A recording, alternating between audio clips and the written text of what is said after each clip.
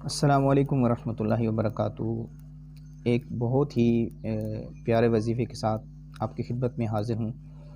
یہ وظیفہ ہے نظر بد لگنے کے حوالے سے۔ جس شخص کو بہت زیادہ نظر بد کا خدشہ رہتا ہو، خوف رہتا ہو، خصوصاً چھوٹے جو بچے جو ہوتے ہیں ان کے ساتھ اکثر نظر بد کے معاملات رہتے ہیں، تو یہ وظیفہ ان کے لیے بہت ہی بیسٹ ہے۔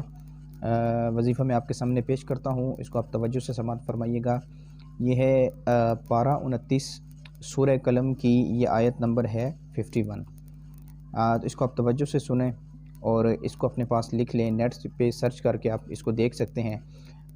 پارہ 29 میں ہے، یہ سورت 51 ہے، اور یہ نظر بد کے حوالے سے بہت زیادہ اچھا عمل ہے۔ اس کو آپ کریں انشاءاللہ عز و جل، اس کے آپ کو فوائد ملیں گے۔ میں پیش کرتا ہوں، وَإِن يَكَادُ الَّذِينَ كَفَرُوا لَيُزْلِقُونَكَ بِأَبْصَارِهِمْ لَمَّا سَمِعُوا الذِّكْرَ وَيَقُولُونَ إِنَّهُ لَمَجْنُونٌ۔ جی ہاں، یہ آیت نظر بد کے حوالے سے بہت ہی زیادہ مؤثر ہے۔ یہ اکثر لوگ یہ جب نظر بد کو اتارنے کے حوالے سے اعمال کرتے ہیں تو ان کو یہ ہوتا ہے کہ پتہ نہیں نظر اتری ہے یا نہیں اتری۔ چونکہ یہ عمل جو ہے نا، یہ قرآنی ہے۔